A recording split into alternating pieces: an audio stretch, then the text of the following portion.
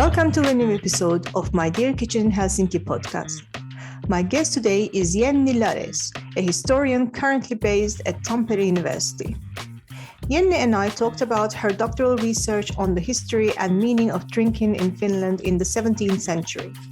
We talked about the relationship of drinking with different aspects of life. Was drinking a criminal act, or was it a part of joyous occasions? How about the effect of religion or the health aspects? We discussed the society in that time and the similarities or differences today. At the end of the episode, Jenni has a question for you about drinking, and we hope to see your answers as a comment on social media. Hope you enjoy our discussion. Hi, Jenni, and thanks for coming to the podcast.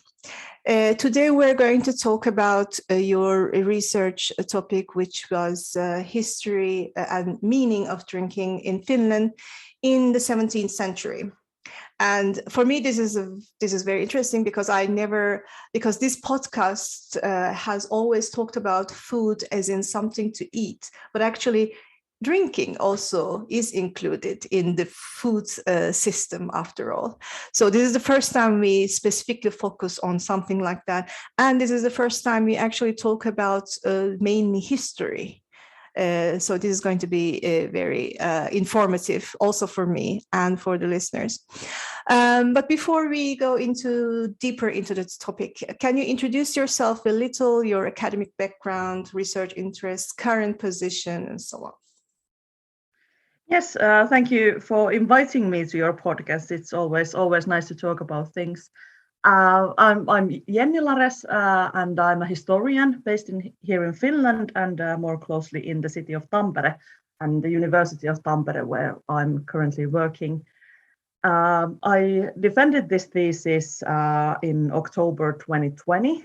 I was supposed to do that half a year before that, but then there was this pandemic that messed things up, but I finally got my dissertation out in the October, and I've always been interested in the history of everyday life and history of what should be non-academically called normal people or the common people, and all of my topics have been around that. And alcohol is a great way of studying the normal ways of the people or the everyday life of people, because so much involved. But nowadays I'm working with a different project. I've also dabbled in the uses of history, or how history is used in games, and how it's perceived in reenactment. And I'm starting with a new project on medieval roads in Finland. So all of this kind of things I have on my palette just at the moment. Okay. So what got your interest in this topic is because you were interested in everyday life, and this is very close to. Well, we're going to talk about, of course, history in the context of drinking, but in order to I want to just introduce our listeners to Finland at that time, because there are, I'm sure, people who are not so much, who don't know so much about Finland or Finnish history, who are, listening to this podcast. So just so that they understand the period and what Finland was like at the time, can you give a little bit information about Finland at the time? Yes, in the 17th century, Finland was a part of Sweden, and I think some of the listeners might be familiar with Sweden's Age of Greatness, or the time when Sweden became the biggest as it had been. There were the 30 Years' War in the early 17th century in Central Europe, which kind of gave Sweden the opportunity to become a great power in the Nordic and in the Europe altogether. And this period lasted for the 17th century and until the beginning of the 18th century. And this also meant great expansion in the northern Europe, but also the laws were given more attention. The local power in the whole realm was tightened at this time. There were new laws and new enforcements and new systems introduced, like the postal system in the beginning of the 17th century. So there were a lot of administrative changes and also changes in the religion and in the church. During the Middle Ages, Finland had already become a part of Sweden in the older times. It's not connected to this age of greatness, and it's a whole different discussion how that went. But what I can say shortly that was a long process that took almost all the Middle Ages. One could say from the 12th century, in the 13th and 14th century, that Finland became a part of Sweden. And during Middle Ages, Sweden was a Catholic country, but in the beginning of the 16th century, because of the German Reformation, it also reached to Sweden, and Sweden became a Lutheran country. And this also included Finland, but we have a lot of Catholic traditions, local traditions in the 16th and 17th centuries as well.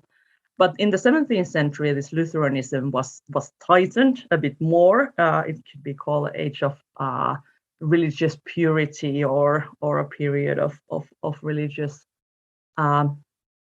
another Reformation, almost one could say. That the church became a part of the state more closely, and the state also adapted a lot of ideas from the church in this legislation and morals.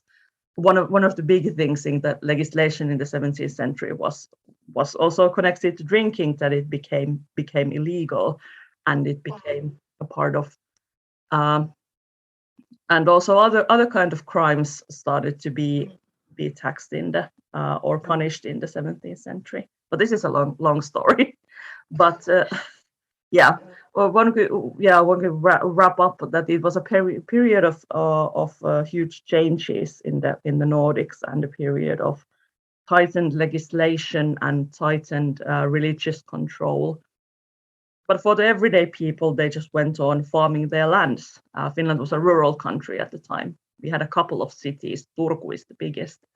But there was also smaller cities by the coastline. And you did your research in the rural Western Finland, the rural areas. Yes.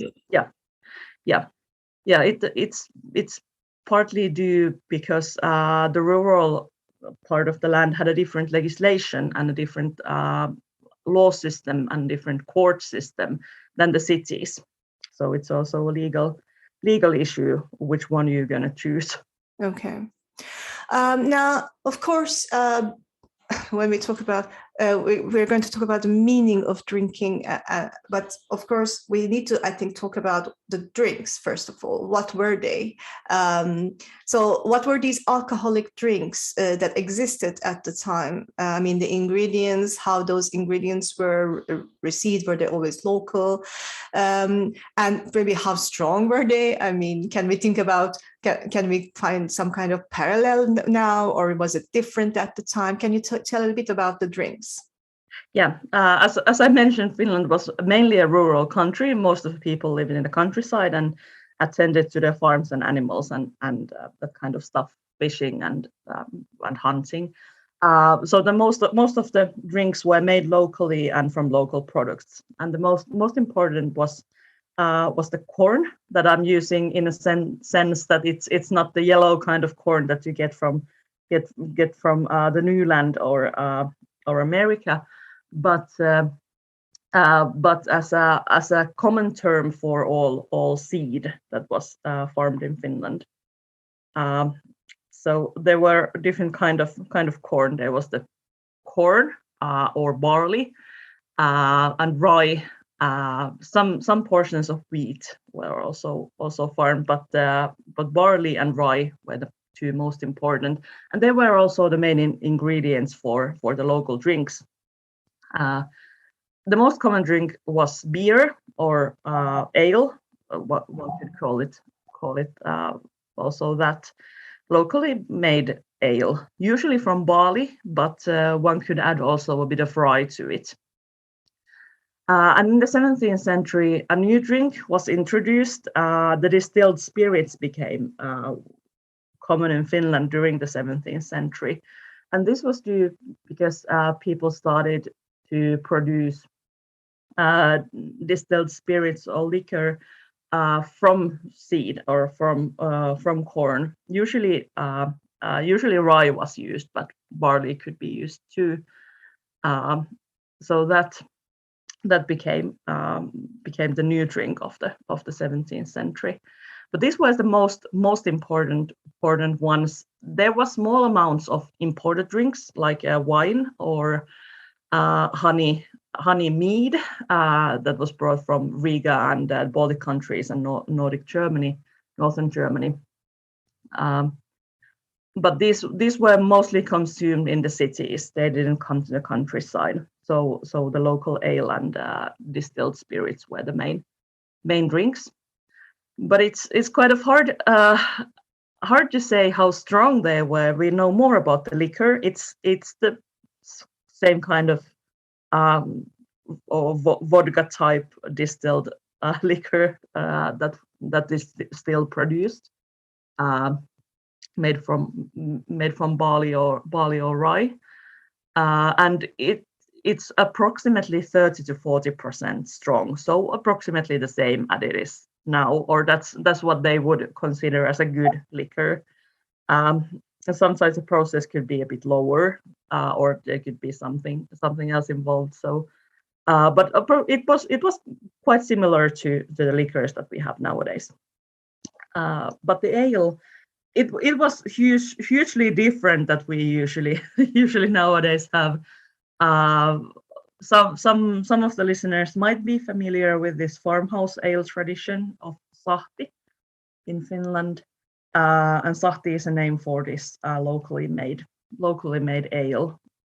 It was kind of dark, a hazy one, but it's quite hard to say how strong it was because it depends a lot on the occasion where you're brewing it, or it's so easy to make different kind of ales for different occasions depending on the ratio between the malt and the water. It could be stronger or it could be weaker. According to what you had in mind or what you could use, you could make a very light beer or a small ale with the same ingredients that you would make a stronger ale for feasts. And the stronger ale could have 10% of alcohol, depending on the conditions where you were brewing it. But it could be quite strong, and the lower ones would be just like 1% of alcohol or something. So it varied a lot. Right. I'm always thinking back in, when we look at the history, we mostly find, especially when it comes to food, everything is used really like fully used, be it meat, like the animal products or other things. So like, let's not have any waste because everything is so, not that easy to have as we have today. And I know that in today, there is an issue with the waste when it comes to, for example, beer brewery.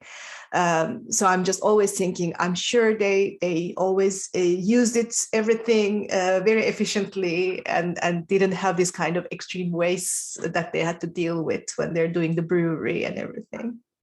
Yeah, they didn't throw it away. They fed the mash after brewing to animals. So. And that was one of the reasons why why the farmers defended their right for distilling spirits, because you could do it from corn that had been a bit bad or a bit moldy or couldn't be used as food. You could still distill it and make it safer that way. And after that, you could give the mash to animals. So they used all of it.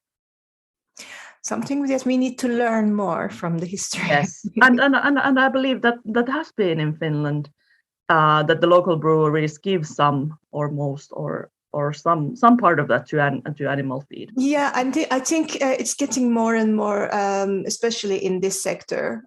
People are, especially in the craft beer sector, people have been, the producers have been more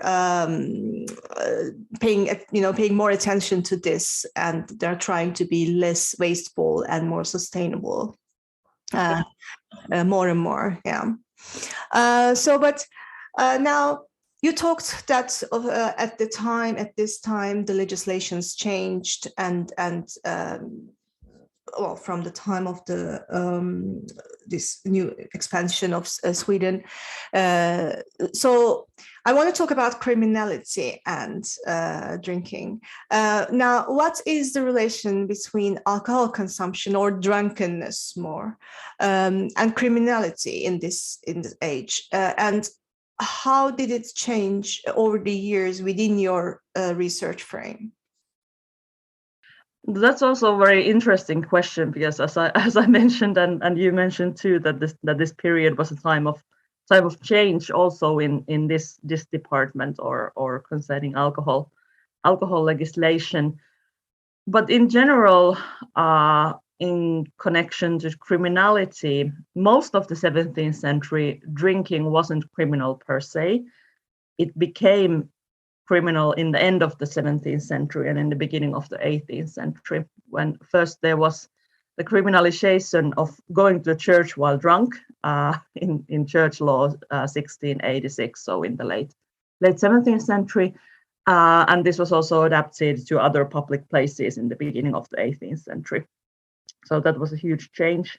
But before that, drinking wasn't illegal. It wasn't illegal to brew or distill or drink or be drunken, unless nothing else happened or or some other criminal activity happened while being drunk.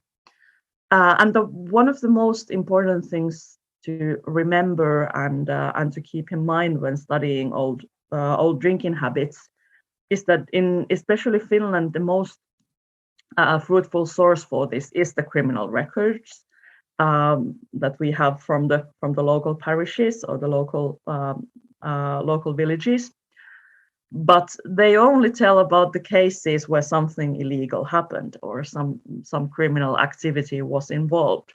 And some scholars have drawn the notion that alcohol was involved in a lot of criminal activity during the 17th century because of this, because it's only discussed in these criminal records, but it doesn't make any sense if we're gonna study the meanings of drinking from the criminal records. Then we have to keep in mind that these are criminal records, and these are made for the local judges and for the local legislation and the local local system, and it's only a part of the society they will tell us about. This is interesting because it also shows, in general, the sources that you use really shape the way you look at your research as well. If you only look at criminal records and focus on that, you will just think that, oh my God, drinking was such a horrible act. Yeah, every time these people drank, something illegal happened. But in case we only know about the cases that had some illegal activities involved, mostly brawls, but also other kind of criminality. Mm-hmm. So in your, to study for this podcast, I read the English summary of of your dissertation, and you write about, especially again related to criminality and cases taken to court, being disturbing. Now that was something that I taught a lot when I was reading. So some actions were seen as disturbing, which then they came to the court. So was there a general consensus of what disturbing meant, or did it just differ according to personal judgments or context? How was they? Were they clearly just like laws, like this is disturbing, or what? Shortly said, there wasn't no consensus on that, but it was highly constructive, or depending on the time and place and the drinker and everything about that. But it could be that the same actions were seen as normal or funny or not disturbing by some people, and then others consider it to be highly disturbing. So it varied also during the occasion. And this was a huge thing in the 17th century, because already in the early 17th century, disturbing practices were prohibited in the church and in the courtroom. And this was just due to the local judge and the priest, what they saw as disturbing. I have some cases where people were in the courtroom where they were really disturbing the judge and the scribe. There was one case where a drunken soldier accused of another in a brawl, and then he went to the judge and tried to show in the law book or the law recording the place where is the punishment for brawling, but he didn't manage because he was so drunk. But he disturbed the court in this way. But in another case, it is mentioned that one of the witnesses is so drunk that he can't take an oath, so he can't swear that what he's telling is right because he's so drunk. But they let him testify anyway. They didn't punish him for being drunk. Probably he was so nice, or didn't cause any disturbance. It was just that he couldn't take the vow. So it depended a lot. Okay, so that's the criminality part, and as we established, it wasn't just all the cases. So drinking was not 100% criminal act. So now I want to look at the social life. So how about the drinking being a part of celebrations, festivities, joyful social interactions? What did drinking mean in these different social occasions and gatherings? Well, it meant a lot of things. Well, one of the meanings, especially in the parties and in these feasts and celebrations, was excess and abundance.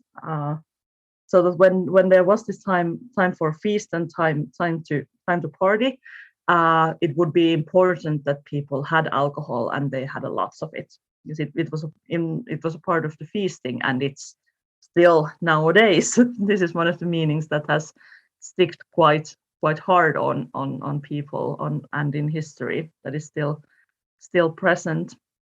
And one of the things in Finnish folklore about these local festivities during the year, when there was sowing in the spring and collecting the harvest in the autumn, and religious festivities all around the year, it would be something that people considered is also a picture of a coming time.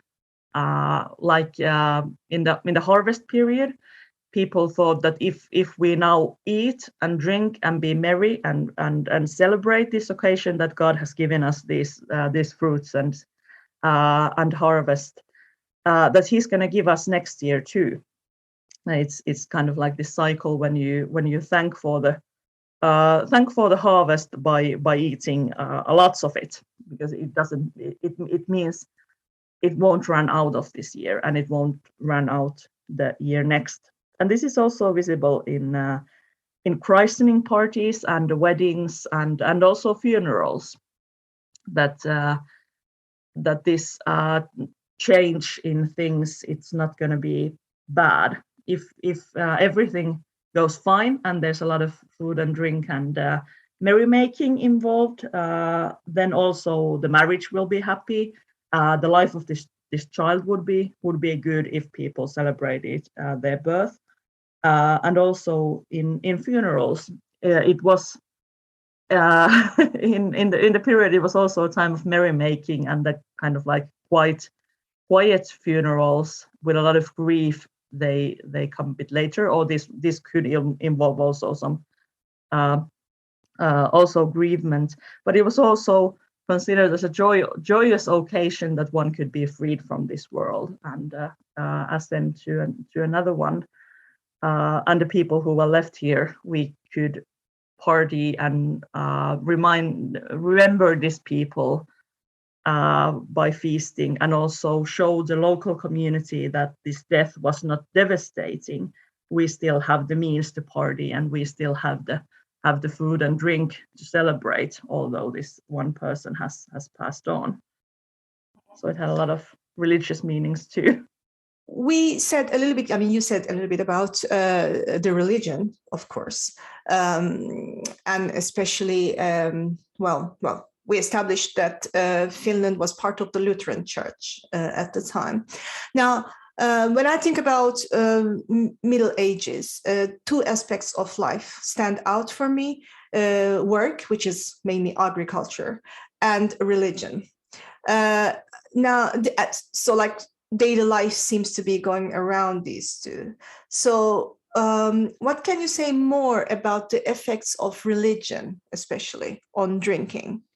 And also, there has been, of course, some changes when Finland changed before 17th century, as you said, from Catholic to Lutheran Church. And what were, if you know, the changes in the understanding or the meaning of drinking when these, this change happens?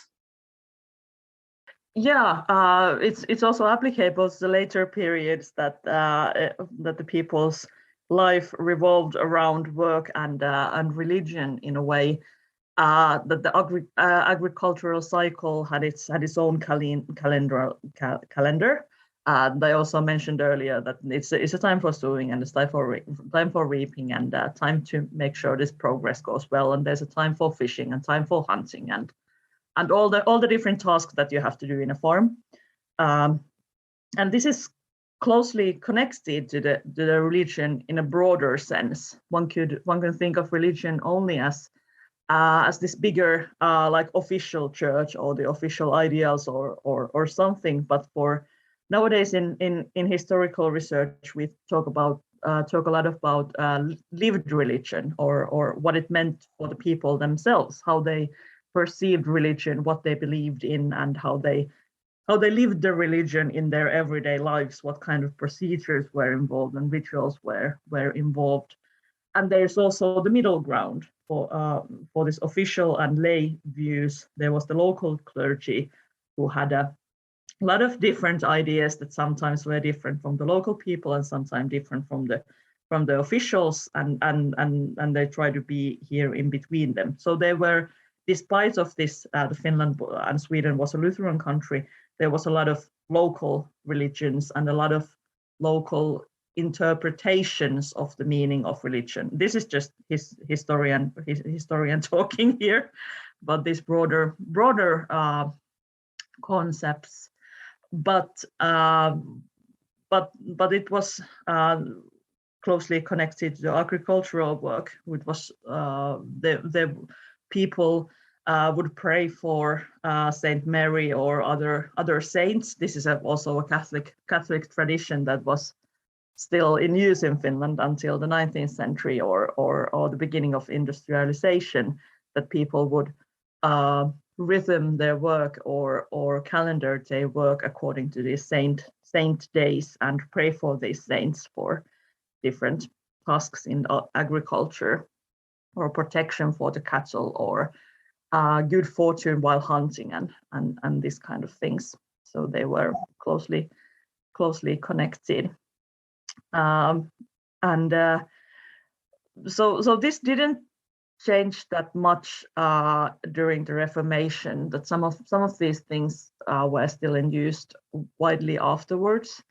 But one of the main things connected to drinking that changed after the Reformation, it was how drinking was perceived, and was it seen as disturbing or unwanted or something? And this process took centuries.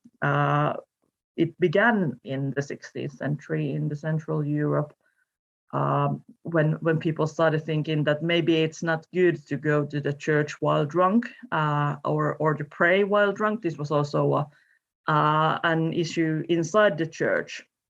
Would it be good to pray if you were drunk, or attend a sermon while you were drunk? And this also came to the Finnish or Swedish legislation in the late 17th century, that one was not allowed to go to the church while being drunk. But in other cases, this was kind of academic dabble at sometimes. But in the local procedures and in the local parishes, or in some church authorities as well, they saw drinking as a good thing too. It was not only a sin, and not only something that led to these other consequences, or made you unable to pray, unable for prayer, but it was also a good thing. Martin Luther himself described in the 16th century that it was good for a Christian to enjoy from the fruits that God has given, and the light inebriation, light intoxication would be a good for fighting the devil, because it made the people more happy and they could enjoy life and turn away from the miseries that the devil would bring them. So there were these two. Sorry? I can attest to that. Yes. And also light inebriation would be good if it was earned by hard working. So God has intended, or so they thought in the 17th century, that God has given people time to work and time for leisure, and this inebriation was a part of the leisure part, that one had to take care of their job, and then one could relax by having a drink. So this was in effect also in the 17th century, and also nowadays, if we think about what's the limit for alcoholism, or what's the limit for alcohol, what's the word, when you use it wrong, or use to excess. Abuse. Yeah, alcohol abuse. Thank you. So one of the limits is that, can you work? Does it affect your work? And it was the limit also in the 17th century. If you could work and take care of your tasks and the things that you had to do in the farm, then you could drink as much as you wanted during the leisure periods. So that sounds simple enough. Yeah. Now, but there is also, when it comes to drinking or alcohol consumption in that era, there is also the health aspect of it, like being some kind of a maybe medicine. Can you talk a little bit about that perception? Yeah, alcohol was considered as a medicine also during the 17th century and the centuries before that and the centuries after it also.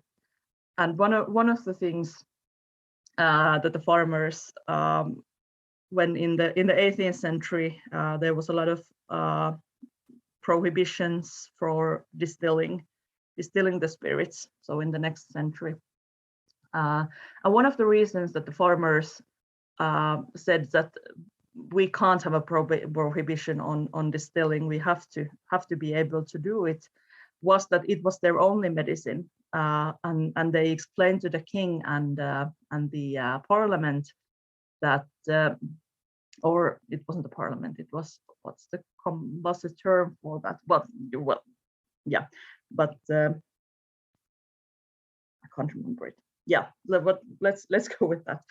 So they explained that the last year when there was this prohibition, there had been some disease going around in the countryside, and since they didn't have the alcohol, a lot of people died from this disease because they didn't have the medicine help. So it was, and especially distilled spirits were considered as a powerful medicine that helps in every case.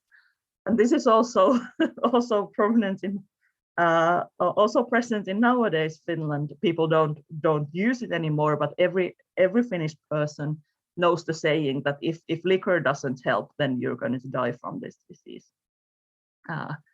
So it's still a living tradition of remembering these things. But also ale had medicinal properties. It could help with digestion. It could give power or give nutrition if you were weak from sickness or childbirth or something like that. It gave you more energy if you drank ale. And it could also be used external or not just drinking, but also cleaning wounds and things like that. People would use ale and liquor for that. We so far talked about drinking and criminality, drinking and religion, drinking and social gatherings. So bit by bit, these two-way relationships. But now I want to look at the society as a whole. Do we have any information about how the meaning of drinking changed according to gender, age, and social standing? Yeah, it did, but it's hard to say in what way, because these court records I'm using, they usually talk about adult men and how the adult men are drinking with another men. And what happens after that. And there has been a debate whether this is due to the fact that the court gathering was a male space, or mainly a male space, that the men would brought their brawls and disputes to the court. And not a lot of cases are about women or children or the elderly or farmhands or other males that weren't considered full adults because they were working for someone else. So these groups are not so much discussed in court. But it could be one reason that the disputes between women, for example, they were settled in the local villages, in the local communities. They weren't brought to court because that could be seen as embarrassing or something embarrassing for the farm, for the owner of the farm, that he couldn't take care of their own businesses or their own families or something. So it might be possible that these disputes were settled outside of court. But there are some cases that we know that there would be the elderly that would be drinking a lot because it was thought that they had worked for their whole life and now they had the time for leisure and time of not working. So they would drink more than those who had to get up for work in the morning. But this question about gender, it is a bit complicated, because some would argue that women would have their own drinking culture, or they wouldn't drink like men, they would have something else.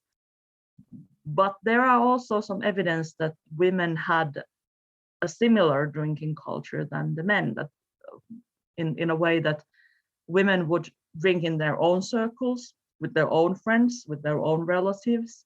They would gather for craft meetings or sewing or preparing wool or linen together in these occasions, and then they drank while being social with others, as the men did. And I even have some drunken brawls between women in my sources, that it did happen, and sometimes it wasn't settled outside the court, but it was brought to court.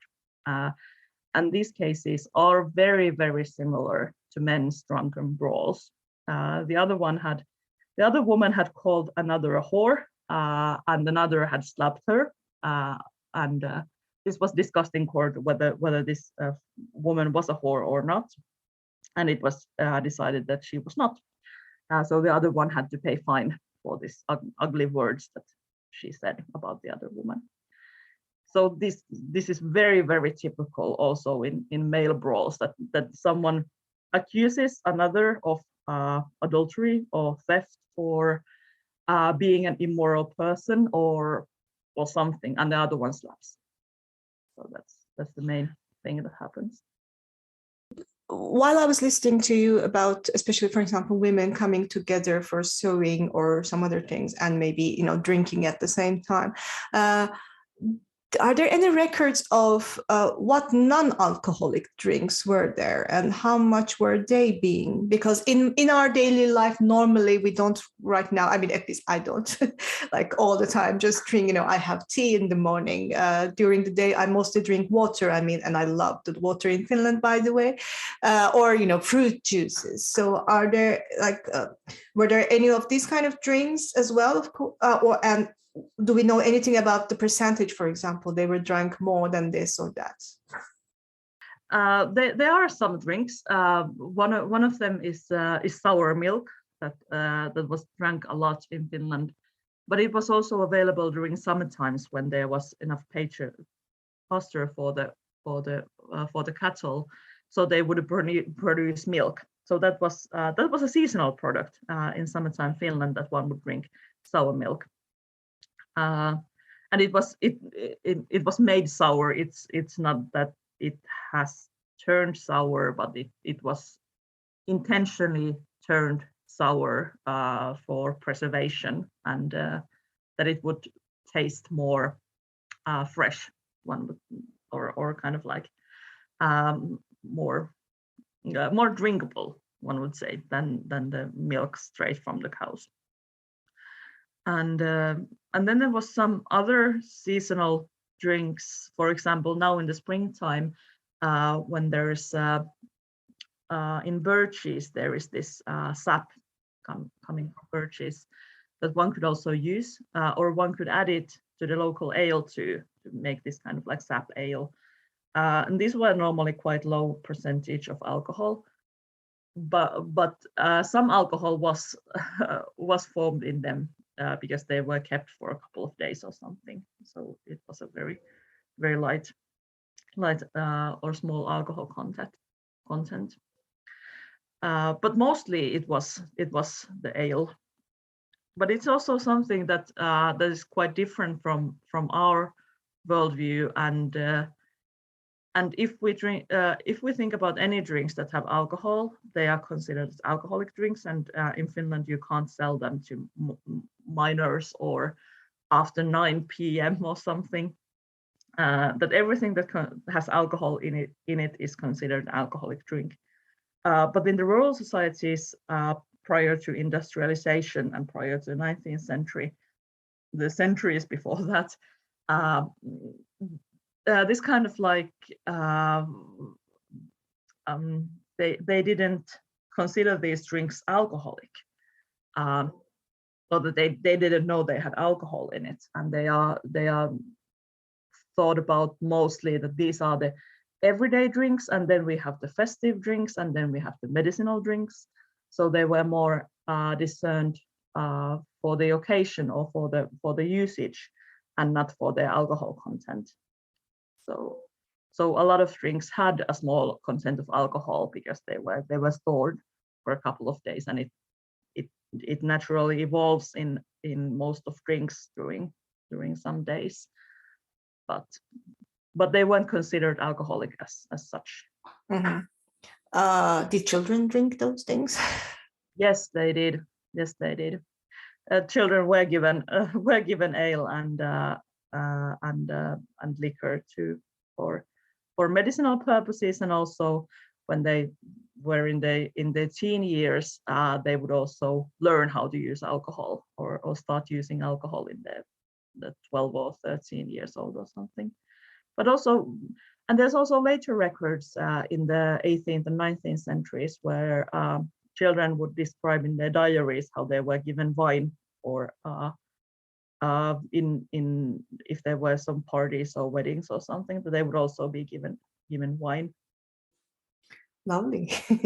Yeah, in small amounts, and also to pregnant women. This is quite late that people understood that drinking while pregnant isn't that good.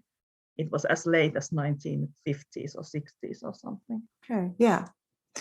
Now, as we said, of course, earlier in the interview, your sources shape your research and understanding a lot. And you had to look at the court cases and court records for this mostly. But we also talked about the joyfulness and joyous occasions while drinking. So when you look back at your whole research, would you say drinking was perceived generally as a problem or not? Or is it maybe impossible to give such a generalized view? It is quite impossible to say because it was both. It's something that's alcohol has like always been, or as long as we have some written records of it, it has been both good and bad, and it has these good parts of it, or the good parts of its usage, and the bad parts, and there has been a lot of discussion where the limit goes between these two and everything. So that's an ongoing theme in the history of alcohol. But if I would have to say, in the 17th century Finland, it was more a good thing. It was part of healthy nutrition. It was considered that one also had to have a daily bread and a daily drink. It was a part of normal human life at the time, and it was a part of feasting, a part of sociability, part of seeing your friends. Quite in the sense that we nowadays drink coffee or tea, because it was something that we take in the morning so we can get up, and something we consume with our friends, and then we meet each other for coffee. And 17th century people met each other for a beer, or they had a ale or a shot of liquor in the morning to get the day going, and things like that. So it was everywhere, and just some occasions were seen as bad, or some if you drank too much, it was of course unhealthy, and if it disturbed your work, it was not a good thing, and this kind of things.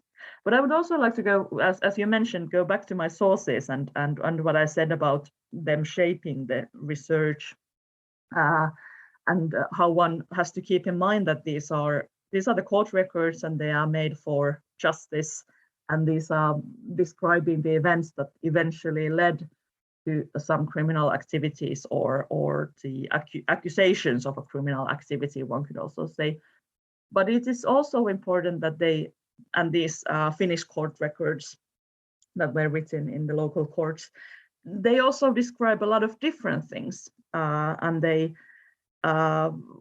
usually try to explain the context, and people who were involved in this suspicious activity.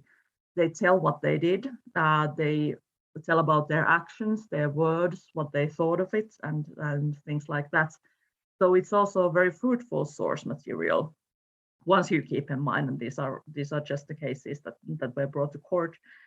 But one of the methods that I used in my research was to look at the things that led to the suspicious activity, or the things that happened before that, like why were these people drinking, where were they gathered, who were involved, who were present in there.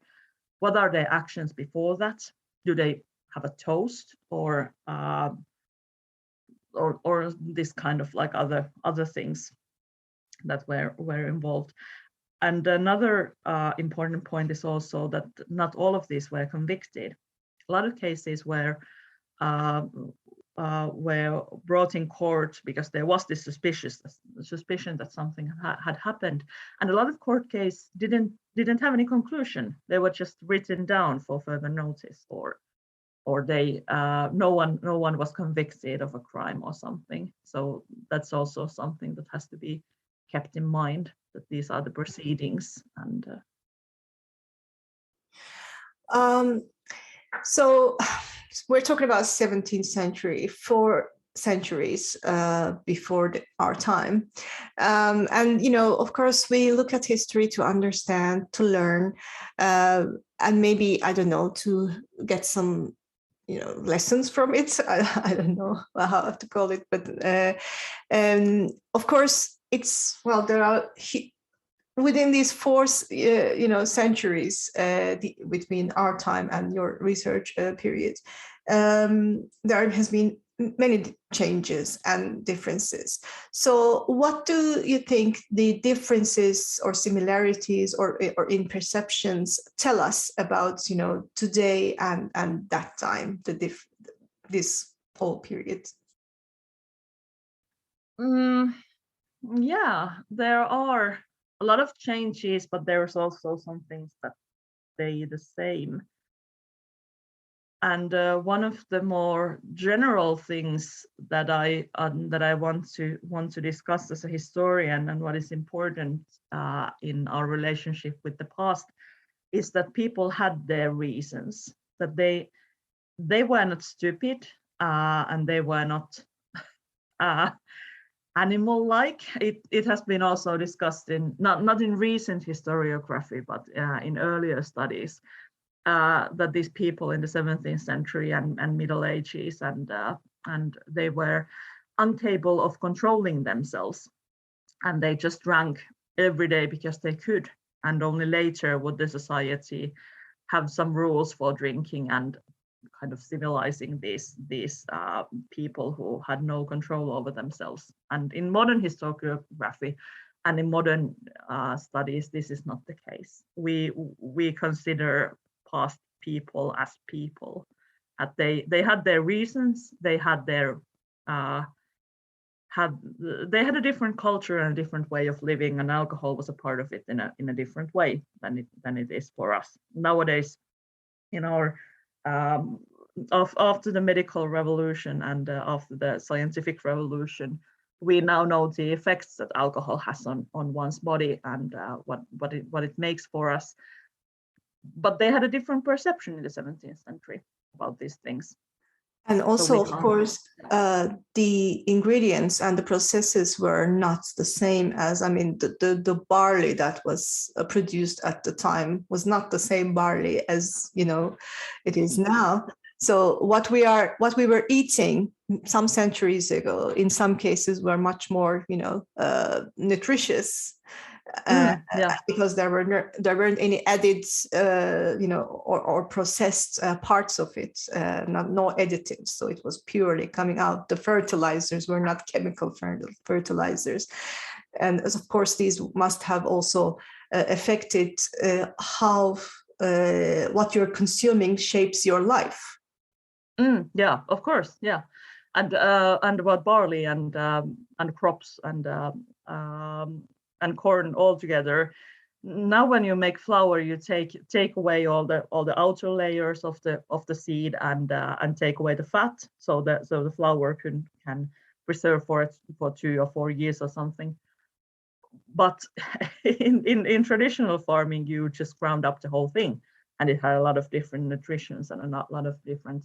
It didn't keep for 2 or 3 years. One had to keep it as a seed, not to ground it. So it was a whole different thing.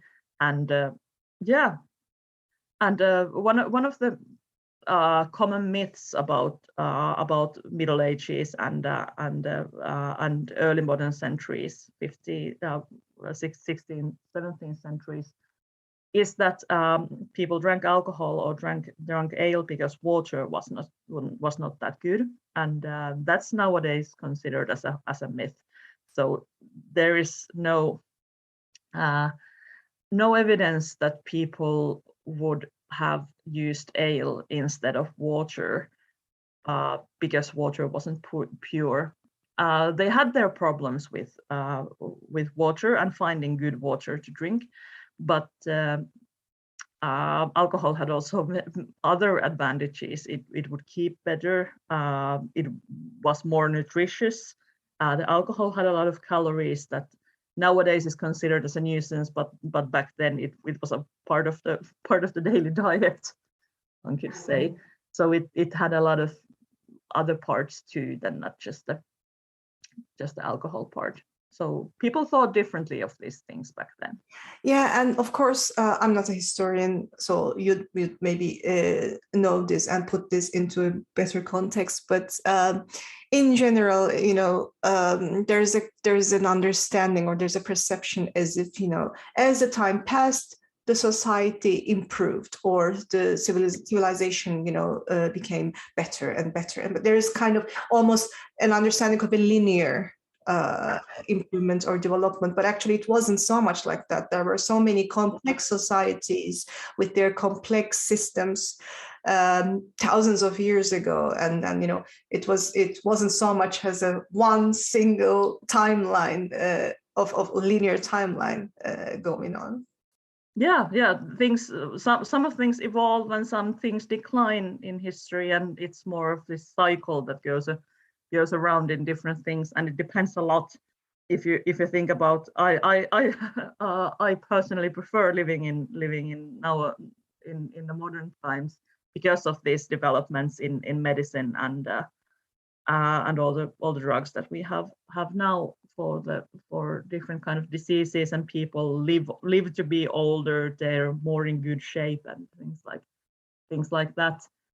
But there are also some aspects of the past that had it better than we do now, and there are also many things in drinking and in alcohol consumption that has been the same, as I previously mentioned about the feasting. Alcohol is still in Finland and in other countries largely a part of feast and a part of leisure time that can be earned after hard day's labor. So it's something that's already that is still part of living in Finland. But also this sociability that people drink together, drink alcohol with friends usually. And despite this thing that we have in Finland, that you drink alone in your underpants, we have a name for that too. But that's still kind of the it's the occasion that strengthens the thing that it's more appropriate drinking with others. Because if you drink alone, it can be a bit suspicious, it can be a bit dangerous, it can affect your work. Now in the pandemic times, there's been a lot of discussion. What do people do in their own homes when no one's seeing them and taking care of them? And alcohol is also part of that. It's a social drink. One should drink it with others so that we could keep an eye on each other and see what's happening in the process. Completely agree. So these are all my questions. Do you have any final words or comments? And can you maybe ask one question to the listeners to think more after listening to this episode? Yeah, thank you for inviting me. This has been a really, really nice conversation, and it's always nice to discuss my research and these topics. And one of the questions I would like to ask from the listeners is that what does alcohol mean to you? And where do you use it? How do you use it? What kind of drinks do you drink, and why? Are some drinks considered as a high-end drinks or low-end, or is it something? Why do you? I would encourage this analytical thinking of one's drinking habits. Why and how and where do you use alcohol? Yeah, when I think about it myself, we have this drink rakı in Turkey, which is similar to ouzo in Greece, and there is a whole ritual of drinking it always with friends, and with this meze, which is similar to tapas. And you need to prepare those things, and it's a very slow drink, so you just chuck it up. And so I do miss this. You can find it in Alko if you, I think, order beforehand. Yeah, I think they have, or they could have uso more. They have uso, but it's not exactly the same. So yeah. So of course, whenever we come from Turkey all the way back, and it's just not the taste. It's not so much the taste that I'm missing. It's the whole ritual behind it. Of course, you can do it with, I don't know, drinking slowly wine and stuff. But when you have it with rake, of course, especially here, you somehow connect to your home and I don't know, your past. Yeah. But thanks for this. And I will put for people who are interested, I will put the link to the dissertation in the YouTube description. And yeah, there is an English summary, quite a bit of summary. So it's not just 5 pages or anything. It was quite nice summary. And it is 10 pages or something, so it's quite comprehensive. It's many pages. It's more than 10. But it's good. I mean, so you can, even if you're not speak Finnish, you can perfectly get a really good sense of the dissertation. All right. Thanks a lot. And thank you so much. I wish you good luck with the continuation of your work, and hope to meet again. Yes, thank you. Thank you for listening to this episode. If you want to know more about the blog behind this podcast, check out www.mydearkitcheninhelsinki.com and find it also on Instagram and Facebook. Have a healthy week.